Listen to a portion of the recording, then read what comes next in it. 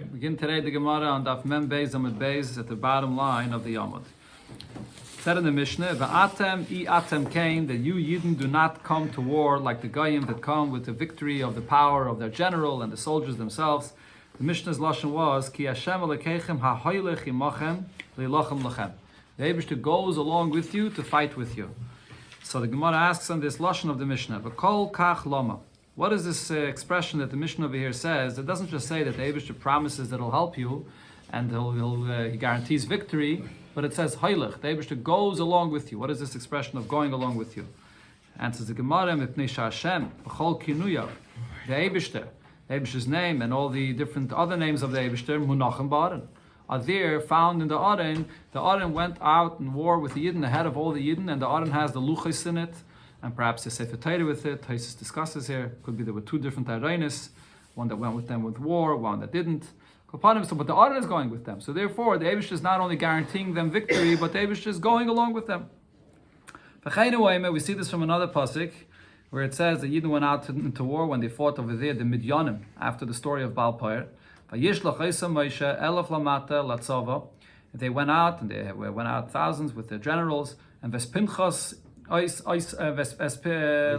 Isam, okay, and then Vespinchas, and Pinchas went along with them as well. It's Pinchas ben Elazar. The pasuk there continues that they had the Klei HaKodesh and they had Chatzotzres HaTruah. So the Gemara darshans Isam, when it says Isam they, who's the they that went with Yidden? Elo Sanhedrin. The Sanhedrin also go along with Yidden to fight. Pinchas ze Mashuach Muhammad. Pinchas, so he was the one that was anointed to be the one to lead Yidden into war, as we said it. Mashuach Muhammad has to speak to the Yidden before they go into the war. Klei HaKodesh ze Aron v'luchos shabai. The Klei HaKodesh refers to the Aron and the luchos in it that go along with Yidden. And the Chatzotzres HaTruah, when it says the pasuk, the Chatzotzres go with Yidden. Elu HaShofres. This refers to the fact that Yidden will go out into war with shofres. In addition to the fact that the Yidden had Chatzotzres that they blew to gather the Yidden and to go out into war, there was also shofres that the pasuk is referring to. Tane in a Braisa we learned, Loi lechinam halach Pinchas l'milchama. Pinchas here went to fight the Minyanim not for no reason. Ela lipara din avi imai. He came to pay back what he owed for what was done to the father of his mother, referring back to Yosef, that he was a descendant of Yosef, and he was paying back the Midyanim that bought Yosef and brought him down to Mitzrayim. The Midyanim were the ones that sold him to Mitzrayim, so he was coming here to fight the Midyanim, to pay them back for this. So in other words, this Braisa is arguing with the previous Braisa. The previous Braisa says, why is Pinchas going out in war here? He was the Mashuach Muhammad. He was the one that was anointed for this purpose. This Braisa is saying, no, even if he wasn't, he went out into war over here to fight, to pay back for what was done to his grandfather. Frag the Gemara, lememre, the Pinchas mi Yosef asi? Shall we say that Pinchas was a descendant of Yosef? But Vaksiv, there's a pasuk that says, Ve'Elazar ben Aaron HaKohen, ben Aaron, that is, his father, Lokach lemibnois Putiel. He got married to the daughters of Putiel. Loyle Isha, for a wife. Now, who is this Putiel? My love, don't you think the Putiel is the Asi mi Yisroi, Shepitem Agolim la'avedas kechavim. The name Putiel was one of the names of Yisroi, and the reason he got this name was because he fattened calves to be used for Avodah Zarah. Right, and then he became a ger, of course. But the point is that his mother came from Yisroi, not from Yosef. So the Gemara says, no, that's not what Putiel means. Mi Yosef shepitpet beYitzroi. Actually, his mother came from Yosef that made a mockery out of the Yetzer Hara. And that's when Yosef was with the wife of Potiphar, and he did not do the Aveda. So that's what the name Putiel is. Frag the Gemara, but we know, it says in the Gemara in Sanhedrin the following, that when Pinchas went and killed the Nasi of the Shevet, Kozbi Mansur, and so on, and so what happened? The Shvatim came, and they were embarrassing him, and they said, Yisem ben Puti zeh. You see this individual, and they refer to him as Ben Puti. What does Ben Puti mean? Ben shepitem avi imoy agolam alvedes kechavim. A person that he's a son of his grandfather that fattened the calves for Avodah Zarah, Yarek Nasim Yisrael. Now he comes along and he kills a Nasi amongst the Eden. So we see clearly that their taina was that he's a descendant of Yisrael. The Rebbe explains what exactly what the Shvatim saying against Yisrael. What's the connection of Avodah Zarah to what he was doing here?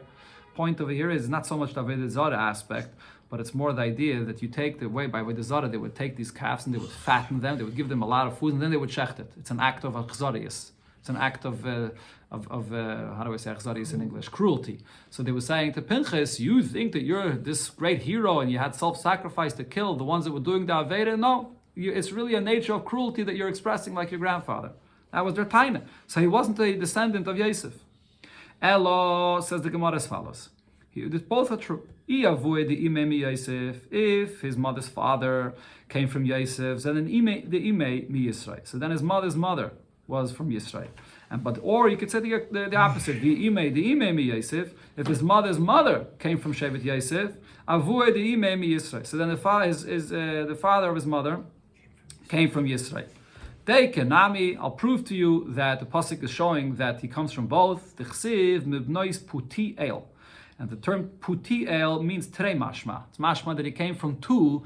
That this term puti goes on, which goes on Yisrael that was mefatim, and Yosef that was mefat peit, that he made a mockery out of his Yitzhahara.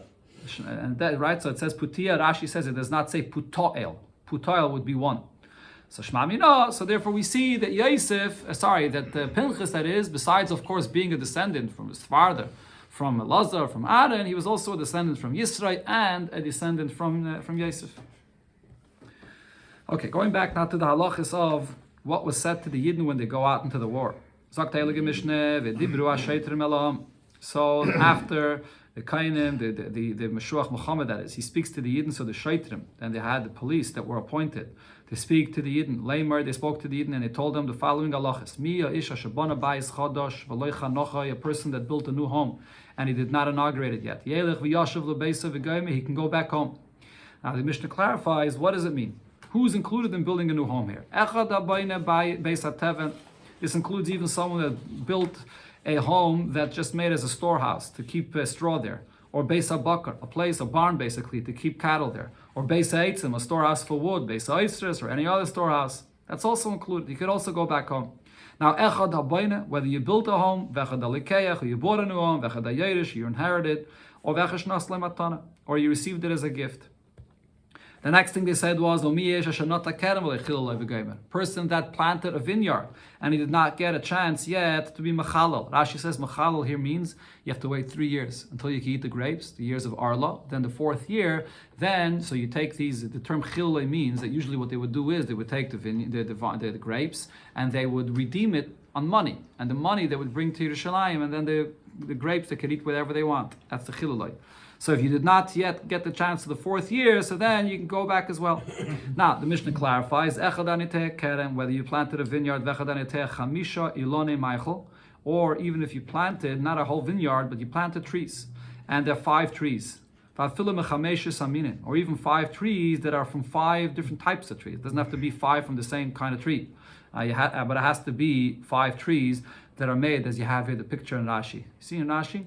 You have the picture of the 4 trees and a 5th tree that sticks out. There has to be 5 trees that are planted that way.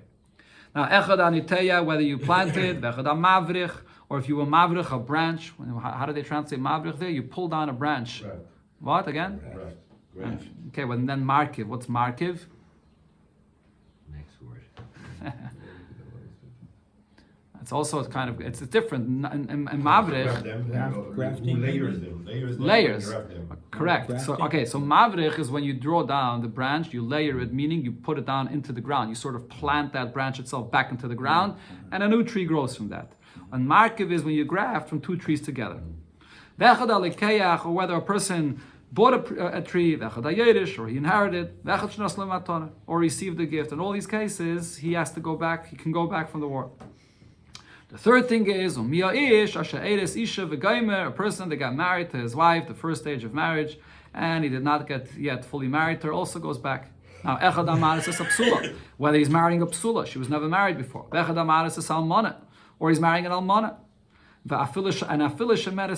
Or even if this is a woman that she's waiting, she's anticipating for yibum, also he can go back. And even if the case over here is that his brother that was married to his wife died in the war, he also comes back from the war. Kol elo. Now all of these that come back from the war, the Bach takes out this extra word here, ve'elu, shoymrim divrei kayin marche al mochame. They come out and they have to listen to the kayin that is speaking to them when they are preparing, going out to the war. And what do? They don't have to go out to fight, but v'chayzrin, u'mesapkin, mayim, u'mazin. They do have to go out, they still have to provide water and food. They go and work in the kitchen to provide for the soldiers what they need. And to pave the roads and so on. So they do other work that's done for the army, but not to actually go out and fight. Now, the following are people that do not go back from the war. They do go and fight. Habayne Beishar, person that built a new place in front of his house, like a watcherman's room to sit there in front of his house. So that's not considered to be a new house to dwell in, to live in. Or achsadre, or some kind of a hallway or entrance in front of your house. Also not a real dwelling. Or merpeses, or a porch. And the same regarding trees, haniteya arba ilani meichel, if you plant only 4 trees. Or v'chamisha ilani srak, or even if you planted 5 trees, but they're trees that don't produce fruits. Or regarding marriage, hamachser as grushasai, a person that returns a grusha that he's not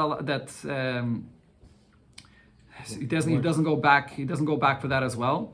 Okay, so he was once married with her before, he divorced her, then married. So he says that's not called the isha chadasha. He once was married to her before. Or almana lekohen gadol, and almana that the kohen gadol got married to, because he's not supposed to be married to her. And grusha v'chalutza l'koyin hediot, and the same with grusha and chalutza that's not allowed to be married to a koyin hediot, or a mamzeres and a sinah l'Yisrael, mamzeres and a sinah that are not allowed to be married to a Yisrael. We learned about this before, the mamzeres, or a sinah, which is from those gadim of the time of Yeshua that are not allowed to marry into Klal Yisrael. Bas Yisrael, a mamzer l'nasan, or the reverse, a Bas Yisrael that's married to a mamzer l'nasan, loy hoya chayzer. None of them would go back from the war. Rabbi Yudah says regarding building a home, a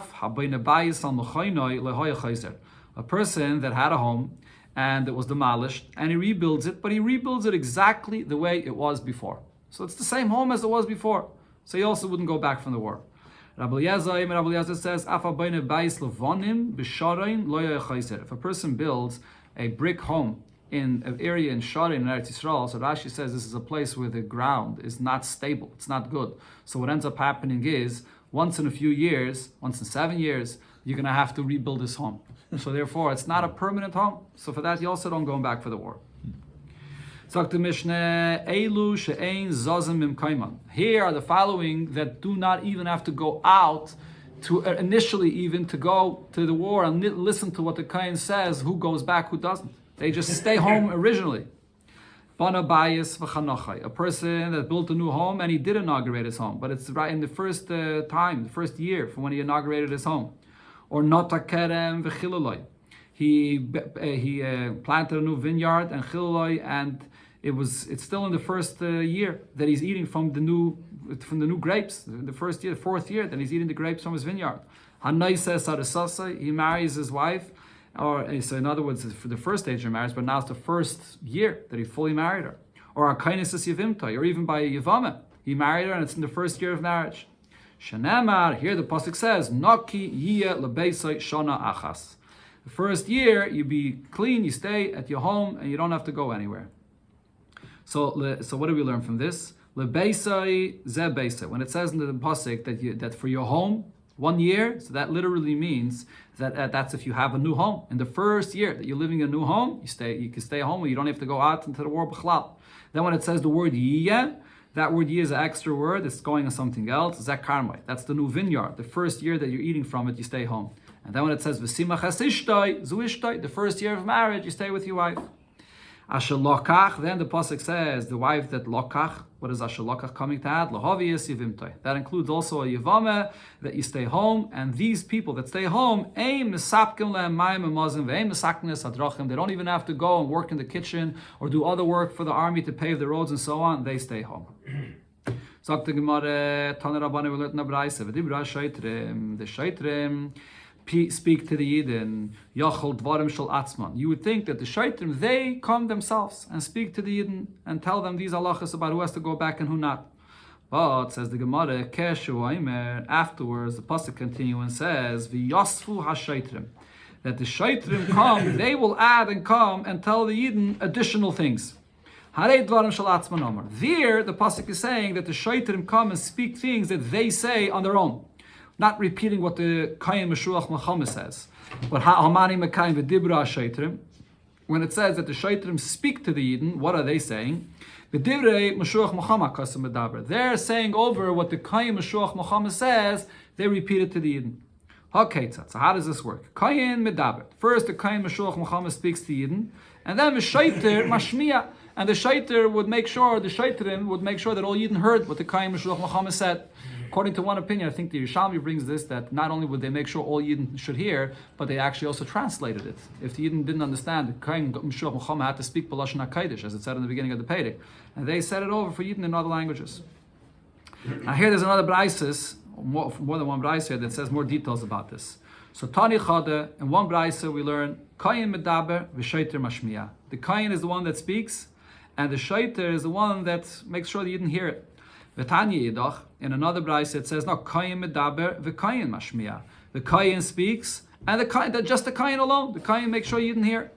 V'Tanya Yidach, and then there's a third Braisa that says, Shaiter Medaber and V'Shaiter Mashmiya. That the Kayin doesn't speak at all. It's the Shaiter that speaks, and the Shaiter makes sure all you didn't hear. So this is obviously three different parts over here, and three different stages of them speaking to the Yidden. So what is this referring to? Amar Abaye, so Abaye explains as follows. What does this mean? If you look into the pasuk, you'll see over there, it says three different things. Mivinigash ad v'dibro. When the pasuk over there says that the Kayin Meshuach Muhammad comes close to Yidden and he speaks to them, so Kayin Medaber, Kayin Mashmiya. The Kayin speaks, and only the Kayin speaks. Over there, that part of the pasuk, it speaks about where the Kayin is encouraging Yidden, don't be afraid. The Eibishter guarantees you victory. That only the Kayin speaks. Now, Mividibru ad v'yasfu, then from where it says v'dibru, and then till v'yasfu, it says v'dibru ha-shaitrim, Kayim Medaber v'Shaitrim Mashmiya. Over here is the halachas. So this is something that the Shaitrim have to teach Yidden and make sure they understand. These are the halachas of who has to return. Now, v'yasfu ve'elech, afterwards it says v'yasfu, and this is where the Shaitrim speak to the Yidden, and over there, in that part of the pasuk it says, whoever is afraid, whoever can't handle fighting in war, should go back home. That's Shaitrim Medaber v'Shaitrim Mashmiya. That only the Shaitrim speaks, and the Shaitrim makes sure that the Yidden hear this. It said in the Mishnah, Mia ish asher bana bayis chadash chulu, person that built a new home, also he goes back from the war.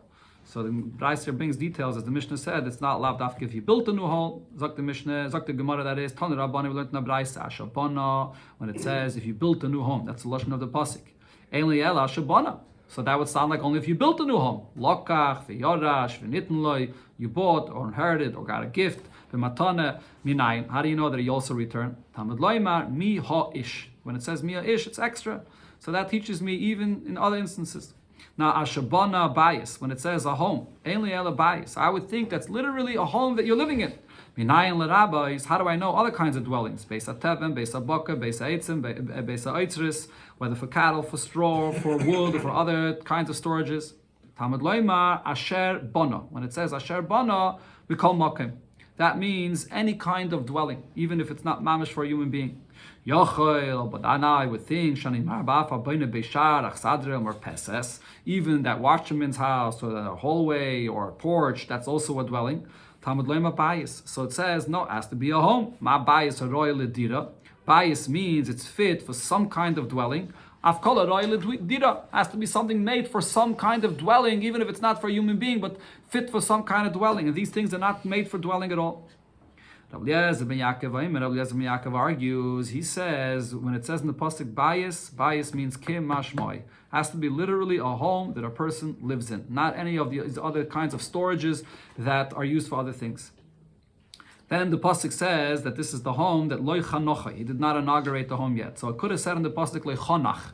Why does it say loy chanochoi? He did not inaugurate it. So there's an extra vav here. We darshan from this prat legazlin. This excludes a person that stole a home. If you stole a home and now you have a new home that you did not inaugurate yet, you don't return from the war. Says the Gemara, why do we need this drasha here? Lame, shall we say, the loik Rabbi Yossi Glili. This Bryce is not following what Rabbi Yossi Glili said. Why? Rabbi Yossi Glili, if we would be following what Rabbi Yossi Glili said, Ha'amar, he explains as follows: V'rach halivov, when the Shaitrim say that a person that has a soft heart and he's worried, he can't handle the war, he should return. What does that mean? What is he afraid of? This is a person that's afraid of the Avedis that he has, and he should return. So if we know that a person that has Avedis has to return, that includes a Gazlan. So why do we need a special pasuk to say that a Gazlan, that this Gazlan over here, he's not included over here in this home, he anyways has to return. All right, so why do we need a special pasuk to say that he does not have to return?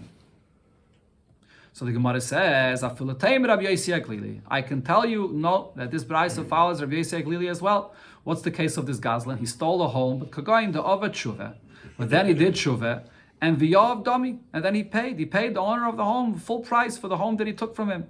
Frek the Gemara, so if he did Shuvah and he worked it out with the owner, that he paid him for it, so then he basically bought this home.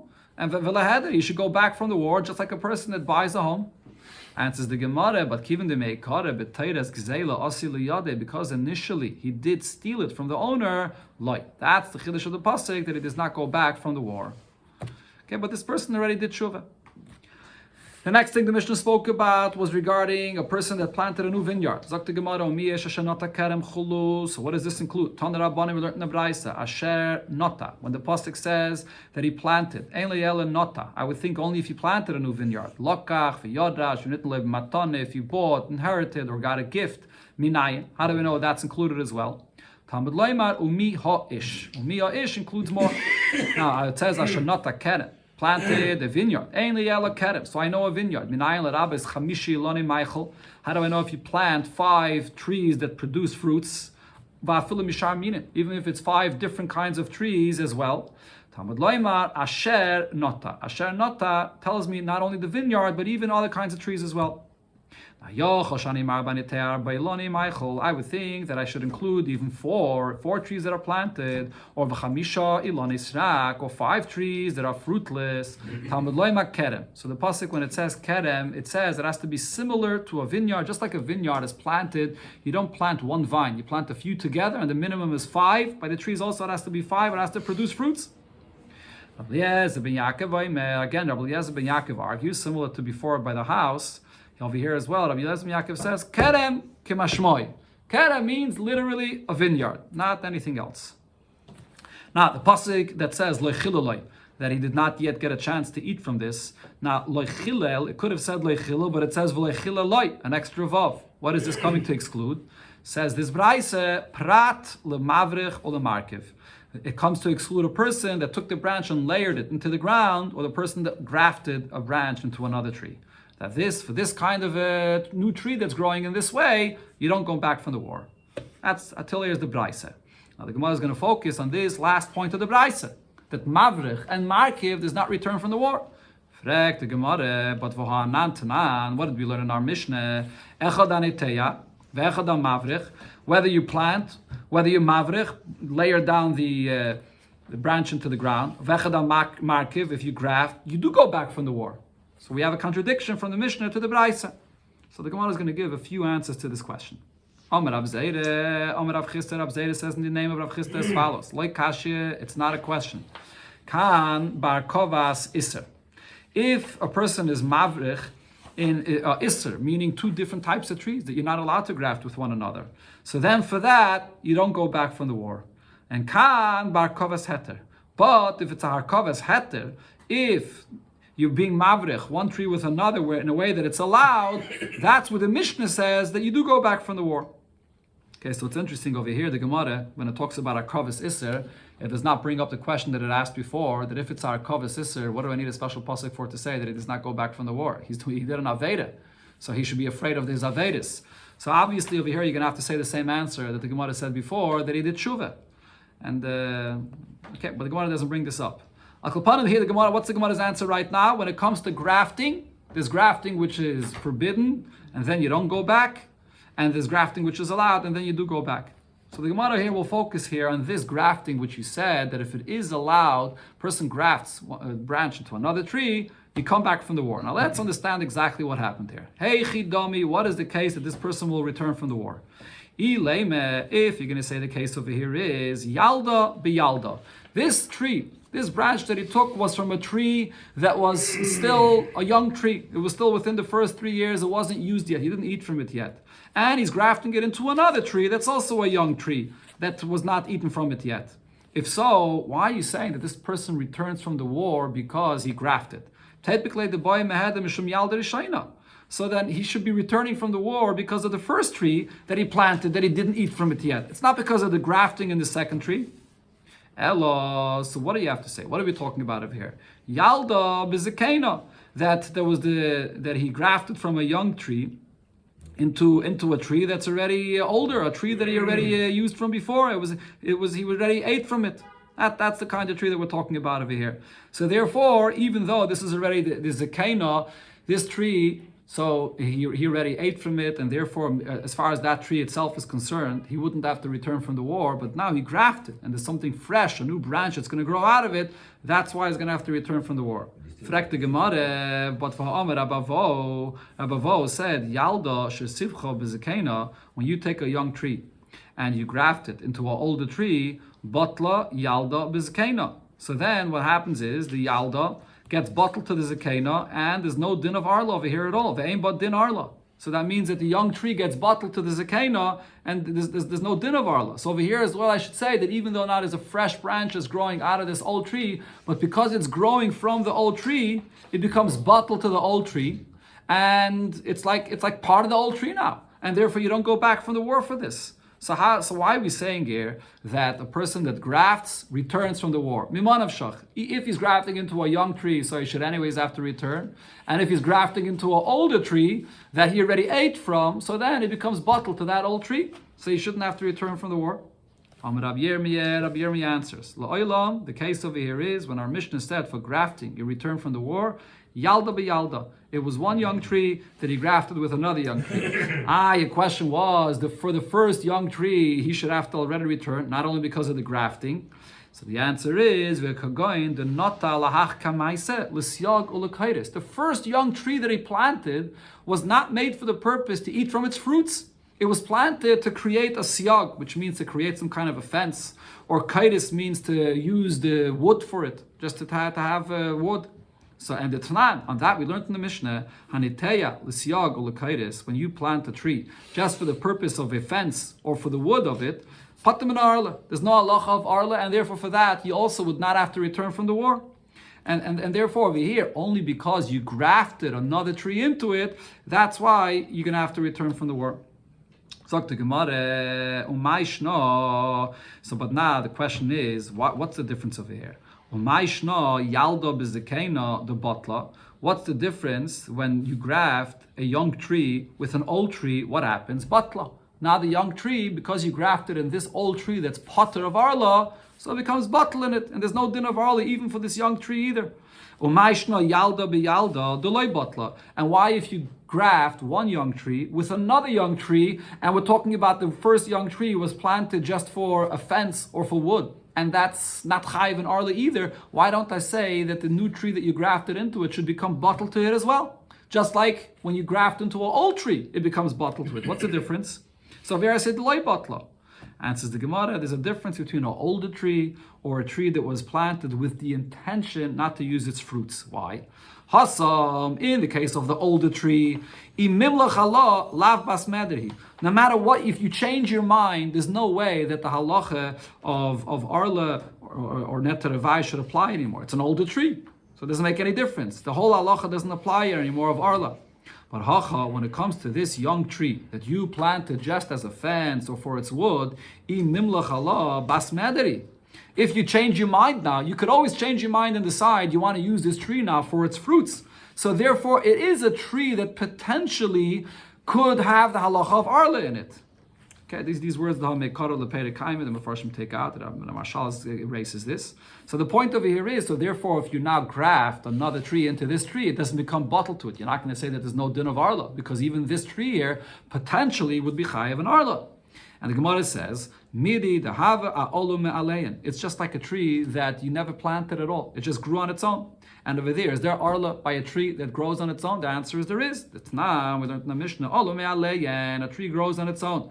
Chayavim ba'arla. So it's chayav in Arla. So over here as well, when you graft one young tree into another young tree, even though a chatchila was planted not with the intention to use it for its fruits, but if later on you change it, so automatically it does become chayiv in arla, just like a tree that grows on its own. The tree that grows on its own wasn't originally planted by anybody with the intention to use its fruits, but the moment the fruits are there and they're available, it's chayiv in arla. So over here as well, you could change your mind and use its fruits which are available.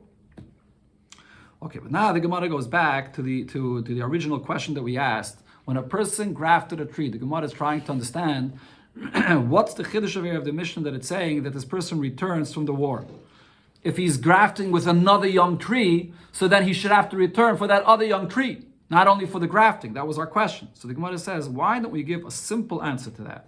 Why don't we say the answer is as follows? When you have a vineyard that's owned by two different partners. So you have one tree, you have another tree, so you can't ask a question that this person should return from the war because of the other young tree that he has. No, there's one tree that belongs to Reuven, there's another tree that belongs to Shimon, or maybe two vineyards. One vineyard belongs to Reuven and one belongs to Shimon, and then he grafted from one into the other. So he's not returning from the war because of the other one, because that doesn't belong to him. But now because he grafted, so now it's going to grow a new branch, and for that he's returning from the war. Why didn't we give such a simple answer? The high hadar adidei, the high hadar adidei. It's two partners, each one is coming back from the war because of their tree that's growing. Rav Papa answers, the fact that the Gemara in that time they did not give this answer, what does this prove? Kerem shel shnei shutvim, when you have a vineyard that's owned by two partners, and that's what this is over here, if you would give this answer, you're grafting from your tree into someone else's tree. So now this new branch that grows is basically it's owned in a partnership. In such a case, you don't return from the war if you planted a new tree, but it's a partnership. But why is this true? What would be different from a case where you have 5 brothers? The Gemara is soon going to say in the next staff, in the case of 5 brothers, and one brother died in the war, and now his wife is up for yivum for one of these brothers. He died without children, and one of them have to do mitzvah of yibum. What's the halacha there? The kulon chayzrin. All of these brothers return back from the war, even though it's sort of a shared wife, because she doesn't know who's going to do the mitzvah of yibum, and you do return. So we should say the same thing over here regarding a tree that's a partnership. You should also have to return. Answers the Gemara, it's not the same thing. Over there, regarding each one of the brothers, I can say that this is his wife, because there's no such a thing as being married to a wife in a partnership. It's a ish. Somebody is going to marry her. We don't know who, but somebody is going to marry her alone. So therefore, we don't know who. They all have to return. But over here, we can't say that it's his vineyard, only karmoy, that it's his alone, because it's owned by partnership. The Gemara now gives another answer to the question that we spoke about before. Again, we had before the contradiction. We said that in the Bryce it said that for Mavrich and Markiv you don't go back from the war, and then in the Mishnah it said Mavrich and Markiv you do go back from the war. And the Gemara's question was, in our Mishnah when it says that you do go back from the war, but what's this point of Mavrich and Markiv? If you're grafting it into another tree, you should have to anyways go back because of the first tree. So the Gemara gives another answer for that. Rav Nachman b'Yitzchak Ilon b'Yerek. The case over here is that he grafted his tree into a vegetable plant. And in such a case, for the vegetable plant, you would not have to go back. But now that you grafted a tree into this vegetable plant, it's for the tree that you go back. Now the Gemara explains, wait a minute, are you even allowed to graft into a vegetable? If you're not allowed, so then you shouldn't have to go back from the war for this, because this is Harkovas Isser. And we said before, if it's Asr, you don't go back. So the Gemara brings, it's an argument about this. And V'hai Tanahu, our Mishnah follows the opinion of the Brisa that says here, the Tanya Hamarvrich Ilon B'Yerek, if you graft a tree into a vegetable plant, Rav Shimon Gamliel Matter. Rav Shimon Gamliel says that that's allowed. Mishom Rav Yehuda ben Gamda ish Kvaraka. He was quoting from Rav Yehuda ben Gamda. The Chachamim Oisrim. The Chacham, however, say that this is part of Kalai. You're not allowed. But over here, our Mishnah is following the opinion of Shimon Gamliel that it's allowed, and on that the Mishnah says that you go back from the war. When Rav Dimi came, so he said in the name of Rav Yechanan, and he said another answer. Mani, who does the Braisa go according to Rabbi Eliezer ben Yaakov? The Braisa goes according to Rabbi Eliezer ben Yaakov. In other words, we had a contradiction. The Mishnah says that Mavrich and Markiv returns from the war, and the Braisa says you do not.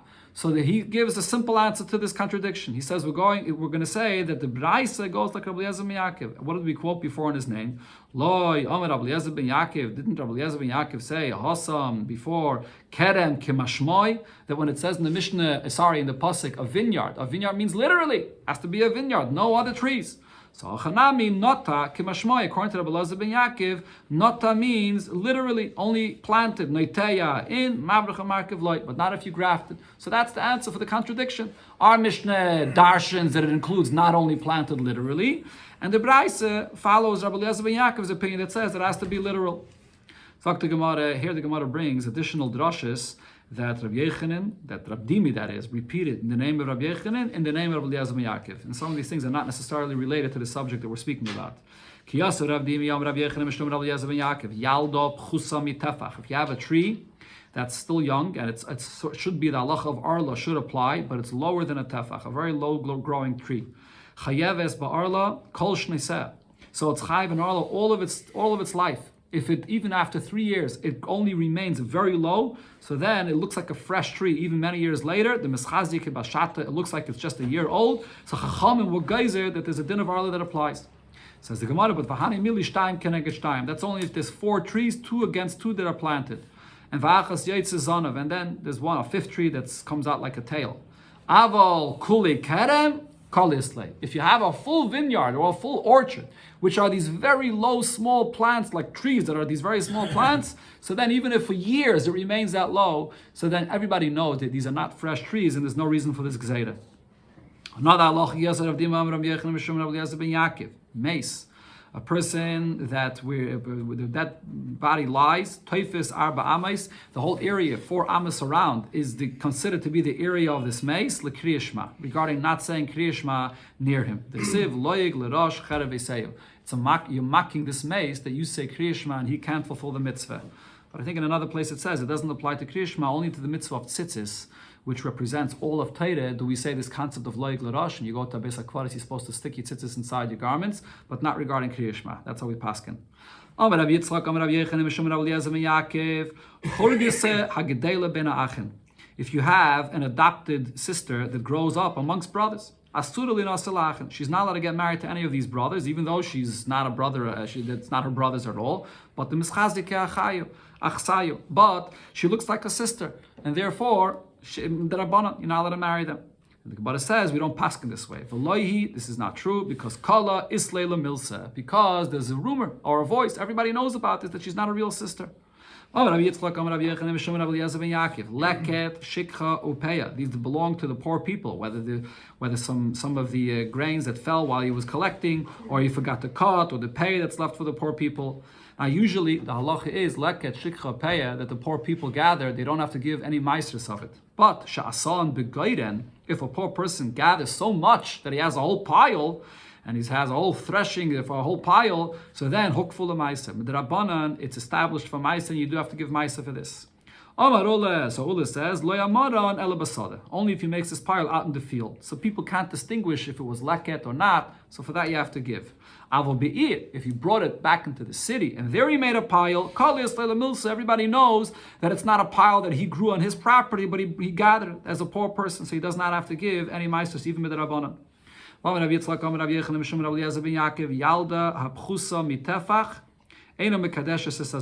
you have a small young tree or a young vine that's lower than a tefach, it will not make other vegetables that are growing near it klayim. This is a unique opinion because he really holds that this whole klayim here is really midrabanan. Menatayre klayim is only with unique plants, but over here this is a klayim midrabanan. But if it's such a small tree, chacham will not geyser the klayim. But that's only if you have these very young and small trees that are 5 trees or 5 vines. But if your entire vineyard is all these small growing trees, so then that's significant, that's chashiv, and over here, chachamim war geyser, the halacha of klayim should apply to this.